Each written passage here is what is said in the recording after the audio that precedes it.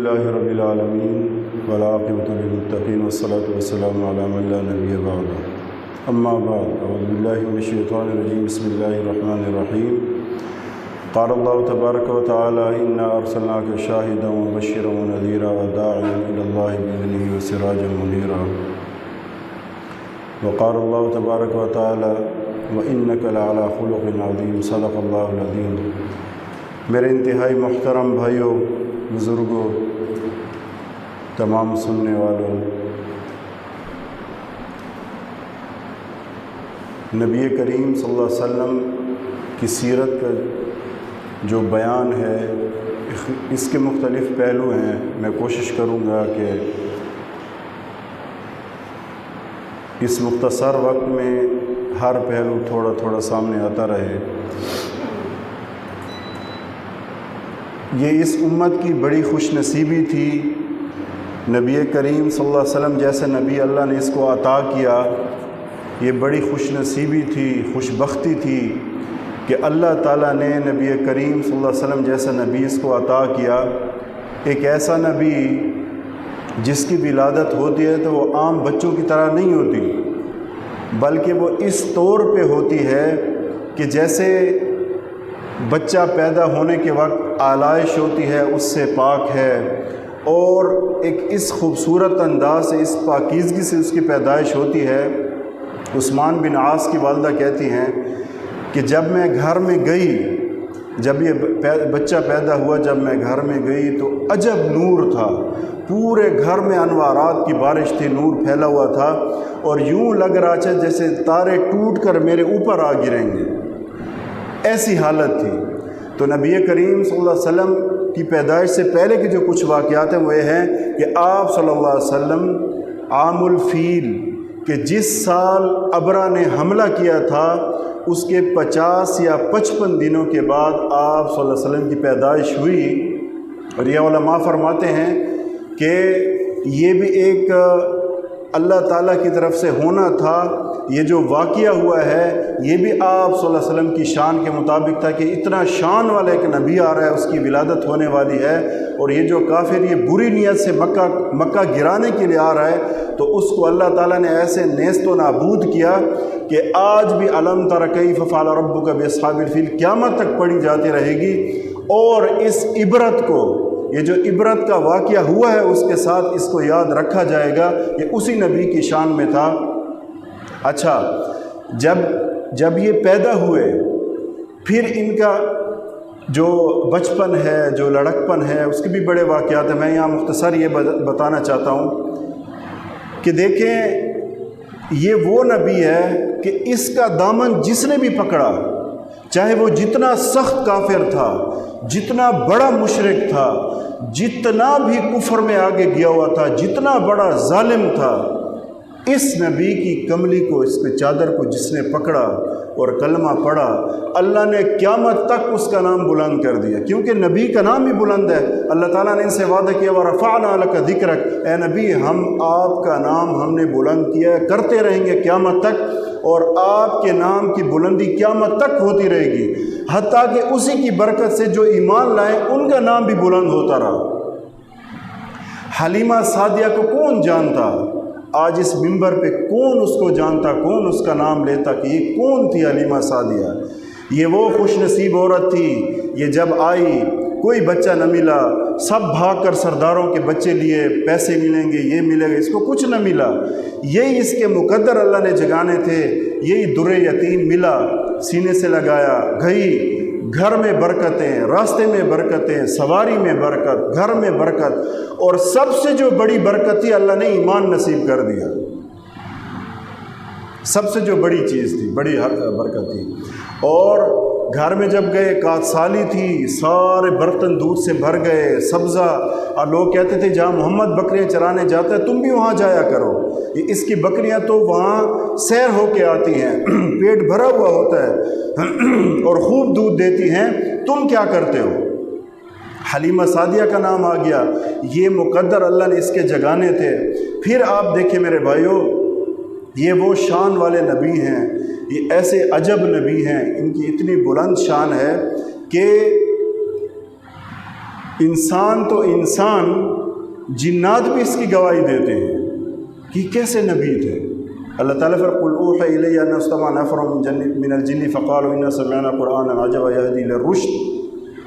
قل اوحی الی انہ استمع، کہ آپ کہہ دیجئے کہ میری طرف وحی کی گئی۔ آپ صلی اللہ علیہ وسلم نصیبین کے مقام پہ یہاں نفل پڑھ رہے تھے، کچھ جنات آئے، آپ نفل میں قرآن پڑھ رہے تھے، انہوں نے قرآن سنا، پھر جا کے اپنے جنات پہ بیان کیا الی انہ استمع نفر من الجن فقالوا انا سمعنا قرآنا عجبا۔ اپنے اور جنات کو کہا، 3-4 جن تھے، کہ ہم نے تو عجیب کلام سنا ہے، یہدی الی الرشد، وہ تو ہدایت کی طرف رہنمائی کرتا ہے، فآمنا بہ، پس ہم بھی اس نبی پر ایمان لائے ہیں۔ یہ اللہ حکم دے رہا ہے کہ بتاؤ لوگوں کو کہ یہ ہوا ہے۔ انسان تو انسان، جنات پہ ایمان لاتے ہیں۔ پھر کیا ہے کہ اب میں وہ بات کر رہا تھا نا کہ جس نے آپ صلی اللہ علیہ وسلم پہ کلمہ پڑھ لیا، آپ کے دامن سے وابستہ ہو گیا، پھر اللہ نے جس کو رنگ لگایا۔ اب یہ دیکھیں، جتنے صحابہ کرام ہیں، جتنے صحابیات ہیں، جتنے بھی مومنین اور مسلمین ہیں، اللہ تعالیٰ نے قرآن میں تذکرہ کیا، احادیث میں تذکرہ ہے، اور قیامت تک ان کا تذکرہ ہوتا رہے گا، یہ اسی نبی کی برکت سے۔ اچھا، یہ جب اللہ تعالیٰ نے یہ جب جوانی کی اس میں آئے تو اللہ تعالیٰ نے وہ ایک شعر ہے نا، وَأَحْسَنَ مِنْكَ لَمْ تَرَ قَطُّ عَيْنِي، حسان بن ثابت کا، وَأَحْسَنَ مِنْكَ لَمْ تَرَ قَطُّ عَيْنِي، آپ ایسے حسین ہیں کہ کسی آنکھ نے آپ کو دیکھا ہی نہیں ایسا حسین، کسی آنکھ نے آپ جیسا حسین نہیں دیکھا، حسین اور دیکھے ہیں لیکن آپ جیسا حسین نہیں دیکھا۔ وَأَجْمَلَ مِنْكَ لَمْ تَلِدِ النِّسَاءُ، آپ جیسا خوبصورت باکمال بچہ کسی عورت نے نہیں جنا ہوگا۔ اور عورتوں نے تو جنے ہیں، بڑے بڑے شاہ سوار بھی جنے ہیں، بہادر بھی جنے ہیں، بڑے بڑے عقل مند بھی جنے ہیں، شاعر بھی جنے ہیں، فاضل بھی جنے ہیں، علم والے بھی جنے ہیں۔ اے نبی، آپ جیسا کسی عورت نے نہیں جنا۔ خلقت مبرأ من کل عیب، اللہ تعالیٰ نے ہر عیب سے آپ کو پاک بنایا ہے۔ کس طرح پاک کیا ہر عیب سے؟ جسمانی دیکھیں، آپ کی آنکھیں خوبصورت اور لمبی اور موٹی، سفیدی ہے وہ انتہائی سفید ہے، جو کالا اس میں ہوتا ہے وہ جو اس میں ہلکا ہے وہ انتہائی کالا ہے، اور خوبصورت ستواں، بلند ناک، اور اتنا روشن چہرہ کہ دیکھنے والا پہلے ہی ہیبت میں آ جاتا تھا، اور آواز اتنی خوبصورت اور بڑی خوبصورت، میٹھی اور بھاری آواز کہ سن کر اس کا ایسا جادو تھا۔ اس لیے تو کفار کہتے تھے نا، محمد کی بات نہ سنو کیونکہ اس کے باتوں میں جادو ہے، اس کے باتوں میں تاثیر ہے۔ روب اللہ نے ایسا دیا، اللہ نے چہرہ ایسے دیا، اللہ نے بال ایسے خوبصورت دیے، اور اللہ نے ہاتھ اور اعضاء اور سب اتنے متناسب دیے۔ خلقت مبرأ من کل عیب، جسمانی عیب سے بھی پاک ہیں، اور اگر انسان خوبصورت تو ہو، انتہا درجے کا خوبصورت ہو، لیکن اگر اخلاق نہ صحیح ہوں، اس کے پاس علم نہ ہو، بولنے کا ڈھنگ نہ ہو، اخلاق نہ ہو، برداشت نہ ہو، حلم نہ ہو، ایثار نہ ہو، قربانی کا جذبہ نہ ہو، تو پھر بھی وہ انسان کامل نہیں ہو سکتا۔ اللہ تعالیٰ نے اعلیٰ سے اعلیٰ درجے پر، اس لیے تو ایک شاعر نے کہا نا، لِكُلِّ نَبِيٍّ فِي الْأَنَامِ فَضِيلَةٌ، ہر نبی کی لوگوں میں، اللہ کی مخلوق میں فضیلت ہے۔ وَجُمْلَتُهَا مَجْمُوعَةٌ لِمُحَمَّدٍ، اور تمام انبیاء کی جو صفات تھی وہ اللہ نے اس محمد صلی اللہ علیہ وسلم کو عطا کر دی۔ حسن یوسف دم عیسیٰ ید بیدا داری، حسن یوسف السلام کا حسن بھی آپ کے پاس تھا۔ عیسیٰ السلام جو ان کا معجزہ تھا، جو پھونک مارتے تھے اور چیز زندہ ہو جاتی، یہ بھی آپ کے پاس تھا۔ ید بیضا داری، اور ان کا یہ معجزہ تھا کہ ہاتھ یہاں ڈال کر نکالتے اس چمکتا تھا، یہ بھی آپ کے پاس معجزے تھے۔ آنچے خوبہ ہمہ دارن تو تنہا داری، وہ جتنے انبیاء کی خوبیاں تھیں نا، اللہ نے تمام انبیاء کی خوبیاں، تمام انبیاء کے معجزے، تمام انبیاء کی صفات اور علم اور حلم اور استقامت اور ایثار اور قربانی، وہ سارے جذبے آپ کو دے دیے۔ آپ اکیلے کو سب چیز، تمام انبیاء کی صفات دی گئی۔ اس لیے تو شاعر نے کہا لِكُلِّ نَبِيٍّ فِي الْأَنَامِ فَضِيلَةٌ، ہر نبی کی لوگوں میں، مخلوق میں ایک فضیلت ہوتی ہے۔ وَجُمْلَتُهَا مَجْمُوعَةٌ لِمُحَمَّدٍ، اور تمام ان کے جو ہے نا فضیلتیں اور تمام درجات وہ آپ کو اکیلے کو دے دیے گئے۔ میں بات کر رہا تھا کہ آپ تمام خلقت مبرأ من کل عیب، حسان بن ثابت کے شعر پہ بات کر رہا تھا کہ آپ تمام عیبوں سے پاک تھے۔ عجب بات تھی، یعنی رہتے اسی معاشرے میں بڑے ہوئے، وہیں پیدا ہوئے مکہ میں، آس پاس شراب ہے، شباب ہے، گناہ ہیں، بیٹیوں کو درگور کیا جا رہا ہے، لیکن قربان جاؤں میں اپنے نبی پر کہ کوئی ایسی چیز کا اثر کسی صورت میں نہیں ہوا، کوئی اثر نہیں ہے، کیونکہ اللہ نے چنا ہوا تھا، یہ نبی تھے، یہ ان کو بدلنے والے تھے، سب کچھ آس پاس ہوتا تھا۔ تو آپ صلی اللہ علیہ وسلم جسمانی لحاظ سے، خد و خال کے لحاظ سے، نین و نقش کے لحاظ سے، خوبصورتی کے لحاظ سے، آواز کے لحاظ سے، ہر عیب سے پاک تھے، اور باطنی لحاظ سے سب انبیاء سے اوپر تھے، ظاہری پر بھی اور باطنی میں بھی۔ علامہ سلیمان ندوی رحمۃ اللہ نے بڑی خوبصورت بات لکھی کہ موسیٰ السلام جو تھے نا، موسیٰ السلام، ان کے مزاج میں شدت تھی، غیظ و غضب تھا بہت زیادہ، اور جو نرمی کا پہلو ہوتا تھا نا یہ تھوڑا کم تھا، تو شدت زیادہ تھی، ٹھیک ہے۔ عیسیٰ السلام میں اس قدر نرمی تھی کہ دشمن کے خلاف کوئی اقدام جیسے ہوتا ہے، بس ان کی شریر میں انتہا درجے کی نرمی تھی۔ یہاں افراط و تفریط سے خالی طبیعت تھی کہ اگر درد ہے تو امت کا وہ اتنا ہے کہ ساری رات روتے ہیں، اور صحابی فرماتے ہیں کہ اندر سے جیسے ہنڈیا ابلنے کی آواز آتی، یہ آتی ہے۔ درد تو اس طرح نرمی ہے، ایثار بھی ہے، قربانی بھی ہے، حلم بھی ہے، نرمی بھی ہے، اور اس کا جذبہ جان دینے کا بھی جذبہ ہے۔ جب جنگیں ہوئیں، جنگ بدر ہوئی، آپ صلی اللہ علیہ وسلم خیمہ لگا کے اندر وہاں بیٹھے ہیں، جو مقام عریش آج بھی موجود ہے، جنگ بدر میں ایک مسجد جہاں بنی ہوئی ہے، تو وہاں بیٹھ کر سب اللہ سے دعائیں مانگ رہے ہیں، صحابہ لڑ رہے ہیں۔ جنگ احد میں ساتھ زخمی ہو گئے، دلیری، بہادری، جرت، غرض کسی چیز میں بھی کمی نہیں تھی، تمام کمالات، تمام صفات جو انسان کو اکمل اور کامل اور مکمل بناتے وہ آپ صلی اللہ علیہ وسلم کے اندر تھے۔ یہ میرے نبی کی شان ہے۔ اچھا، شعراء نے عجب شعر کہے، قرآن کی میں تھوڑی یہ ایک تفسیر کر رہے ہیں، مجھے ذہن سے نہ نکل جائے۔ انا ارسلناک شاہدا وبشرا ونذیرا وداعیا الی اللہ باذنہ وسراجا منیر۔ سراج منیرا، چمکتا ہوا چراغ۔ اب یہاں علماء فرماتے ہیں کہ اللہ تعالیٰ نے سورج سے تشبیہ کیوں نہیں دی، چاند سے کیوں نہیں دی، وہ زیادہ چمکتے ہیں، چراغ سے کیوں تشبیہ دی؟ یہاں بڑی خوبصورت بات ہے۔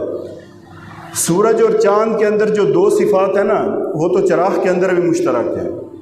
سورج خود روشن ہے، اور جس چیز پہ اس کی روشنی جاتی ہے وہاں وہ چیز بھی اس کی وجہ سے روشن ہو جاتی ہے۔ خود بھی روشن ہے، چاند بھی اور سورج بھی، اور جہاں اس کا عکس پڑتا ہے، دھوپ پڑتی ہے، شعاعیں پڑتی ہیں، وہ چیز روشن ہو جاتی ہے۔ لیکن جو ہی سورج غروب ہوگا وہ چیز بھی تاریک ہو جائے گی، اندھیری ہو جائے گی۔ اس میں تو سورج، چاند اور چراغ ایک جیسے ہیں۔ چراغ بھی ایسا ہے، خود بھی روشن ہے، آس پاس جہاں تک اس کی رینج جاتی ہے وہاں بھی روشنی پھیلتی ہے۔ لیکن چراغ کے اندر ایک چیز الگ ہے، ان سے امتیاز ہے اس میں، وہ ہے دوسروں کو روشنی دینا۔ چاند اور سورج روشن تو کر سکتے ہیں، اس کو روشنی دے نہیں سکتے کہ روشنی مل جائے وہ بھی آگے روشن کرے۔ لیکن چراغ ایک ایسی شے ہے کہ یہ جل رہا ہے، خود بھی روشن ہے، چیزوں کو روشن کرے، اور روشنی دے بھی سکتا ہے کہ ایک چراغ سے سینکڑوں چراغ جلائے جا سکتے ہیں۔ اس لیے اللہ نے تشبیہ بھی ایسی دی، وَسِرَاجًا مُنِيرًا، چمکتا ہوا، کہ نبی کا جو فیض ہے، اس کے دل میں، ان کے دل میں جو فیض ہے وہ سارا کا سارا صحابہ میں منتقل ہوا، پھر صحابہ سے تابعین میں منتقل ہوا، تابعین سے تبع تابعین میں منتقل ہوا، پھر اولیاء اور نیک اور علماء میں منتقل ہوتا آ رہا ہے، حدیث کی شکل میں، قرآن کی شکل میں، آپ صلی اللہ علیہ وسلم کی روایات کی شکل میں، اور باطنی علوم کی شکل میں، آج تک وہ منتقل ہو رہا ہے اور قیامت تک ہوتا رہے گا۔ اس لیے یہاں پر ایک چراغ کی مثال دی گئی کہ چراغ جل رہا ہے، اس سے ایک چراغ جل سکتا ہے، دو جل سکتے ہیں، ہزار جل سکتے ہیں، لاکھ جل سکتے ہیں، کروڑوں چراغ جل سکتے ہیں۔ سورج اور چاند سے نہیں جل سکتے، وہ خود روشن ہے، چیز کو روشن کر سکتا ہے، جب اس کی روشنی ختم ہوگی وہ چیز بھی مدھم ہو جائے گی۔ لیکن چراغ ایسا نہیں ہے، چراغ کی مثال یہ ہے کہ اس سے ہزاروں لاکھوں چراغ جل سکتے ہیں۔ تو یہ میرے نبی کی شان ہے، میرے نبی کا جو مقام ہے، ان کی جو عظمت ہے۔ اور اگر بات کی جائے جو آیت ہے نا، وَرَفَعْنَا لَكَ ذِكْرَكَ، کہ آپ کا ذکر ہم بلند کرتے رہیں گے، قیامت تک آپ کا تذکرہ ہوتا رہے گا۔ اور वलसौफ़ युअतीका रब्बुका फ़तरदा, हम आपको इतना देंगे कि आप राज़ी हो जाएंगे। यहाँ भी उलमा ने बड़ी खूबसूरत बात लिखी कि अल्लाह ताला या तो उम्मत की कसरत मुराद है कि हम आपको उम्मत इतनी देंगे कि आप राज़ी, दूसरे कि आपकी शिफात है कि आप शिफात करेंगे, सिफारिश करेंगे, हम आपकी सिफारिश कबूल करेंगे हत्ता कि आप राज़ी हो जाएं, इतनी आपकी शिफात कबूल करेंगे। और जहाँ तक आप सल्लल्लाहु अलैहि वसल्लम की पैदाइश की बात है, वो भी बात नकल कर दूँ कि वो 8 या 9 रबीउल अव्वल है, 8 या 9 पीर का दिन था और सुबह के वक्त मक्का में आप सल्लल्लाहु अलैहि वसल्लम की पैदाइश हुई पीर के दिन। और एक रिवायत भी 12 की भी है, लेकिन ज़्यादा जो मजबूत रिवायत है मुहद्दिसीन की जिस पर इत्तेफाक है वो 8 या 9 है।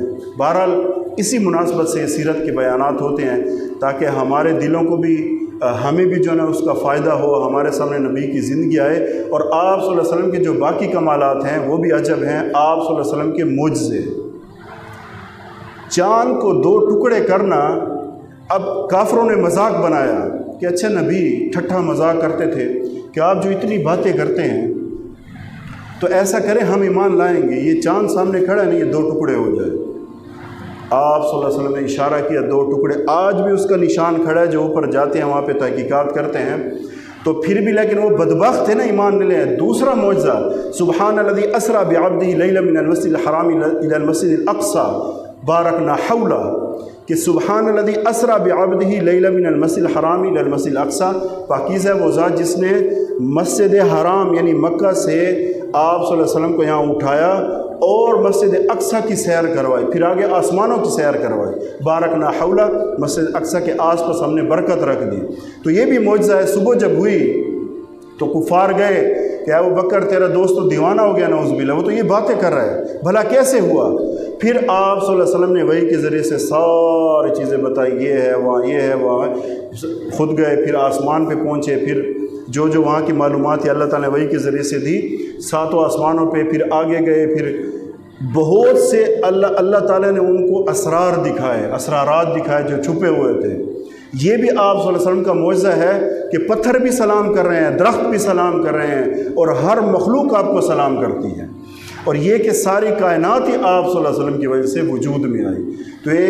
तो हम कितने खुश नसीब है मेरे भाइयों कि इस कदर कमालात वाले, इस कदर बुलंद शख्सियत कि कोई भी, जितने भी अम्बिया उनमें अलग अलग सिफत थी, एक एक सिफत थी, इनमें सारा मजमुआ है। तो अल्लाह के वो लाडले और चहीते नबी हैं कि जिनकी दुआ कभी भी अल्लाह ने रद्द की न करेगा क़यामत के दिन, इसलिए अल्लाह ने साथ तसल्ली दे दी।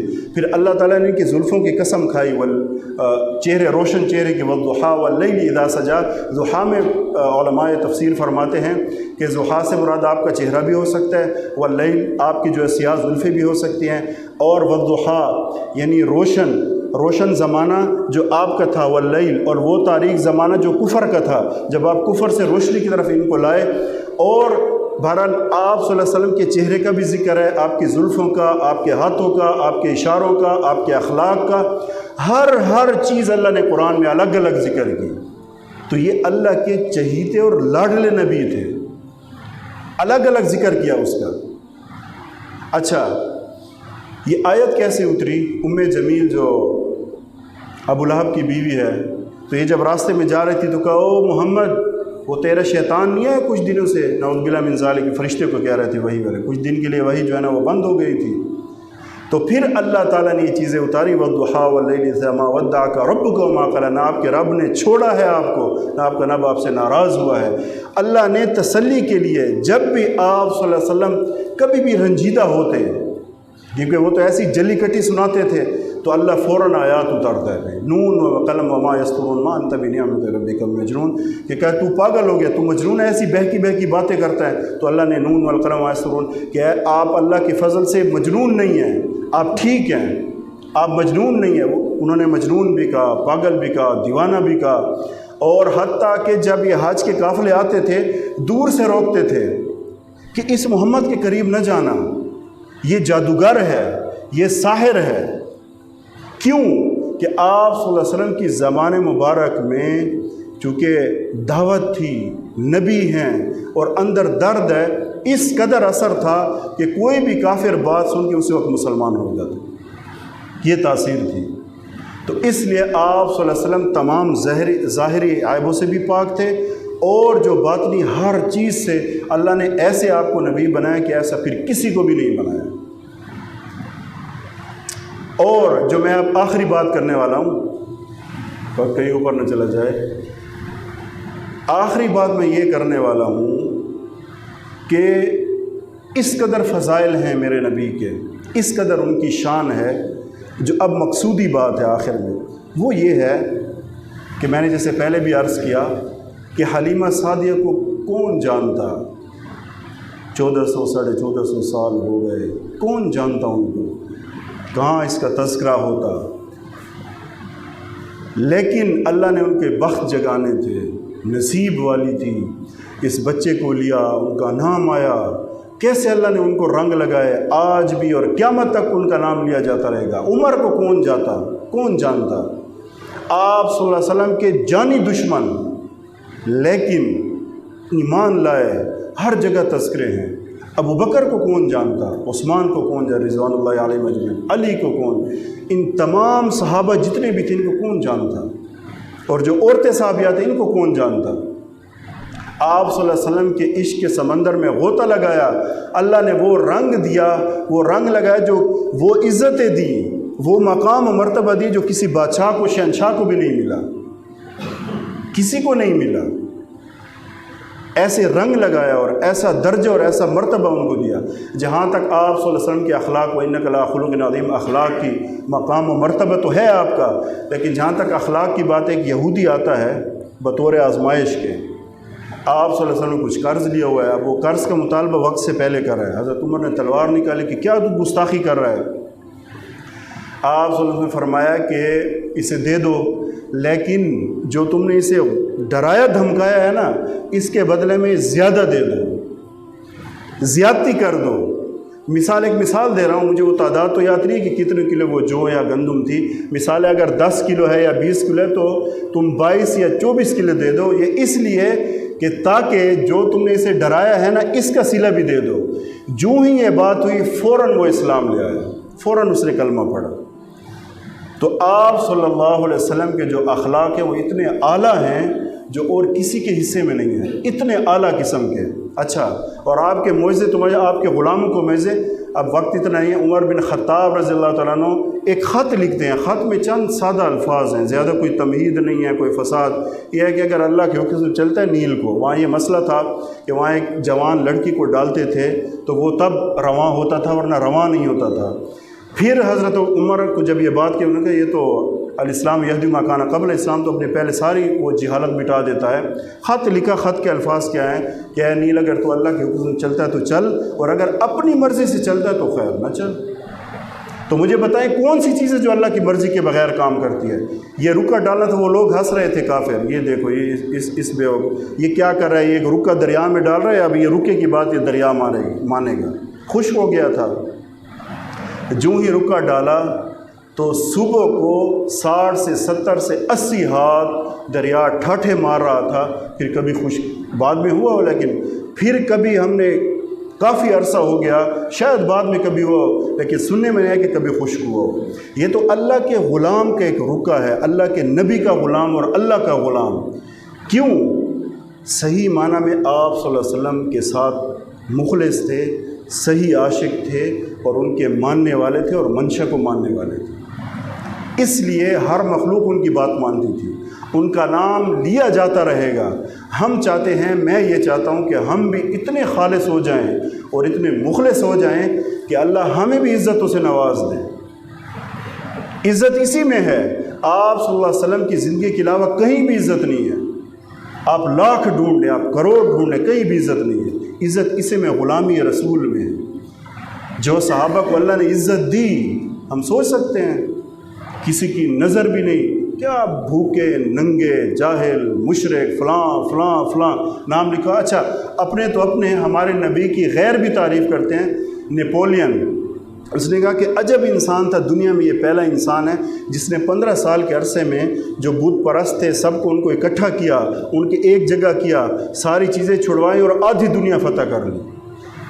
ایسے ایک برنارڈ شاہ ہے، ایک دوسرا جارج ہے، مختلف قسم کے. انہوں نے کہا یہ واحد انسان ہے جو انسانیت کا صحیح مخلص بندہ تھا، جس نے انسانیت کو فائدہ دیا.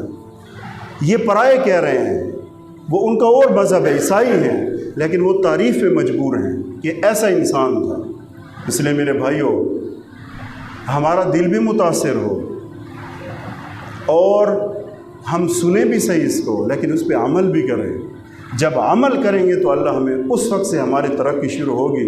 لیکن جب عمل پر سے پش ڈالیں گے تو میں پچھلی دفعہ یہ بات عرض کر چکا ہوں، پچھلا جمعہ، یہ جو گزشتہ جمعہ ہے، کہ برائے اب جیسے یہ آج جلوس بھی تھے، مجھے نے کسی بتایا کہ بھئی آپ بھی شامل ہوئے. میں نے کہا نہیں، میں تو نہیں ہوں قائل اس کا شامل. اصل میں نے کہا بات یہ ٹھیک ہے، یہ جلوس سارے نکلے ہیں، لیکن کیا زندگی بدلتی ہے اس سے؟ مجھے یہ بتائیں.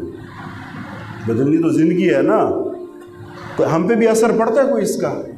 اچھی بات ہے، نکالو، نعرے مارو، سب کچھ کرو. اصل زندگی ہے، عمل ہے، عمل پوچھا جائے گا. یہ نعرے مارے اس کا کام نہیں ہوگا وہاں. اللہ تعالیٰ ہم سب کو عمل کرنے کی توفیق عطا فرمائے. وآخر دعوانا